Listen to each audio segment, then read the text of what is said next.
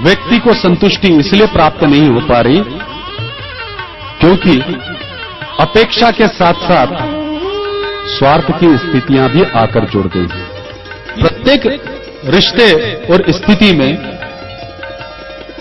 आज प्रत्येक परिस्थिति में स्वार्थ के कारण अविश्वास की स्थिति निर्माण हो गई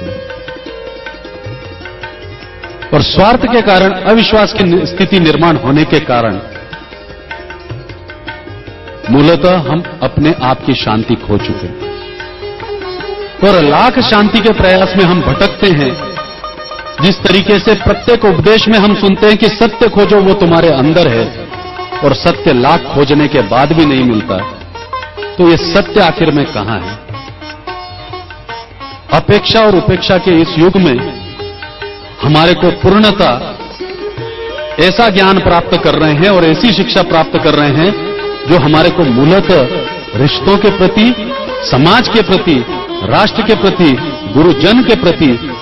संवेदनहीन करते जा रहे हैं। संवेदनहीनता इस युग का सबसे बड़ा अभिशाप है। ये दूसरी कड़ी, अगर हम संवेदनशील हैं तो हम दत्तात्रेय भगवान के श्रद्धा में दूसरा चरण चढ़ रहे हैं। देखिए, चिंतन क्षमता का अभाव है और बाह्य वातावरण का हम पर कितना प्रभाव है कि संवेदनाओं को भी हमारे को खरीदना पड़ता है और संवेदनाओं को भी हमारे को उधार लेना पड़ता है। वर्ल्ड ट्रेड सेंटर, अमेरिका सबसे प्रभावी राष्ट्र होने के कारण वर्ल्ड ट्रेड सेंटर में जब 2 विमान घुस जाते हैं तो मात्र हमारे को उसकी ही जानकारी होने के कारण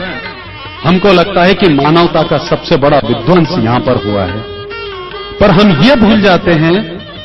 कि हमारे राष्ट्र में, उड़ीसा में तूफान आकर लाखों लोग बेघर हो जाते हैं और हमारी माता बहनें 10 साल की कम उम्र में सरेआम बेची जाती है, परंतु मानवता के प्रति हमारी कोई संवेदना व्यक्त नहीं की जाती।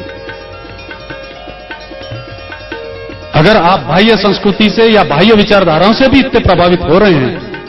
तो भी मैं आपका ध्यान लाना चाहता हूं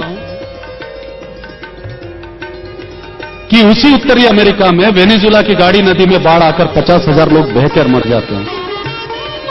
परंतु छद्म संवेदनी समाज एक भी प्रतिक्रिया व्यक्त नहीं करता। मूलतः आज हमारे को विचार करना यह आवश्यक है कि जब हमारा एक दूसरे के प्रति विश्वास ही जागृत करने वाला ज्ञान प्राप्त नहीं कर पा रहे या संवेदना नहीं प्राप्त कर पा रहे या हम खुद पे ही विश्वास नहीं कर पा रहे, तो इन सब तत्वों की आवश्यकता क्या है? और इन सब तत्वों की आवश्यकता ही नहीं है तो मानव जीवन का अर्थ ही क्या बचा?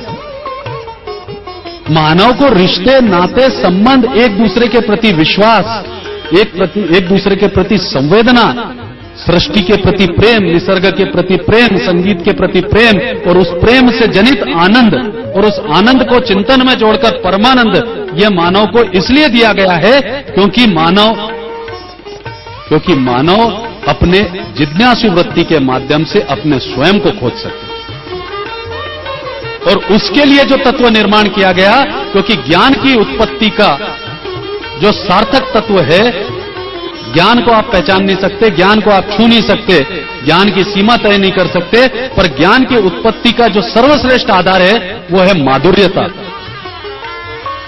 समाज की माधुर्यता खोती जा रही है, संबंधों की माधुर्यता समाप्त होती जा रही है और उसका मूल परिणाम यह है कि शांति की खोज में हम हजारों किलोमीटर भटकते हैं, परंतु वो शांति हमारे को कहीं नहीं मिलती। महाभारत के काल में इसी तरीके की भावना और इसी तरीके के प्रेम की स्थिति समाप्त हो गई थी, इसलिए अविश्वास की स्थिति दुर्योधन और युधिष्ठिर के बीच में निर्माण हो गई और उसका परिणाम वैश्विक संस्कृति ने देखा कि किस तरीके से दोनों भाइयों ने आपस में युद्ध करके, कौरव और पांडवों ने आपस में युद्ध करके किस तरीके से उस युग में महाभारत का सूत्रपात किया था। आज विचार करने की यह आवश्यकता है कि जिस राष्ट्र में महाभारत जैसा युद्ध हो चुका हो, जिस राष्ट्र में महाभारत जैसा युद्ध हो चुका हो, उस राष्ट्र में भाइयों में कदापि झगड़े नहीं होना चाहिए। भाइयों में कदापि एक दूसरे के प्रति अविश्वास नहीं होना चाहिए था। परंतु मानव उतना ही उठाता है जो उसकी बाह्य लालसा को और बाह्य विकास को परिपूर्ण करता है। उसके भाव स्पंदन को छेड़ने वाली प्रक्रिया को मुख्यतः समाज का एक वर्ग छोड़ देता है और उसके कारण अशांत घूमता रहता है। महाभारत का युद्ध देखें तो मूल में जो बात कर रहा था कि आज परमेश्वर से लेकर मानव के प्रति और मानव से लेकर रिश्तों के प्रति और रिश्तों के साथ साथ जाति और समाज की स्थितियों को स्पष्ट करते हुए हम एकात्मकता के सूत्र में कैसे बंधे और परस्पर एक दूसरे के प्रति विश्वास कैसे करें। जिस तरीके से गुरु दत्तात्रेय ने 24 गुरुओं को बनाकर प्रत्येक तत्व के साथ न्याय संगत ज्ञान प्राप्ति की चेष्टा की, सद्गुण प्राप्ति की चेष्टा की, ठीक उसी प्रकार से अगर हमारा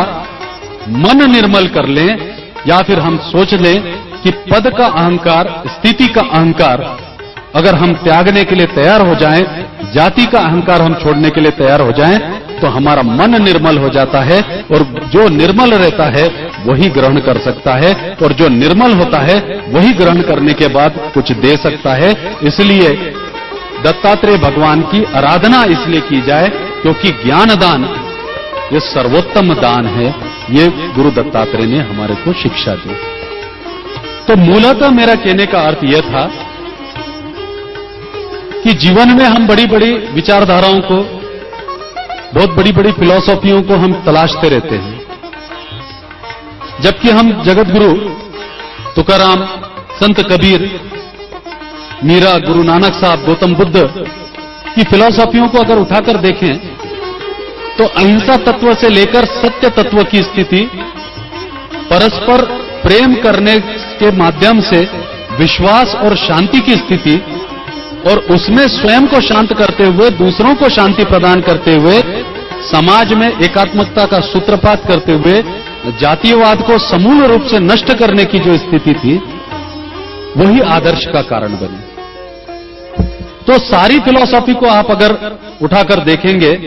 तो सारी फिलॉसफी का अर्थ और आधार एक ही है, भाव। और इसीलिए आज संबंधों और नातों में, समाजों में और जातियों में आज ज्ञान होने के बाद भी, ज्ञान की उपलब्धता होने के बाद भी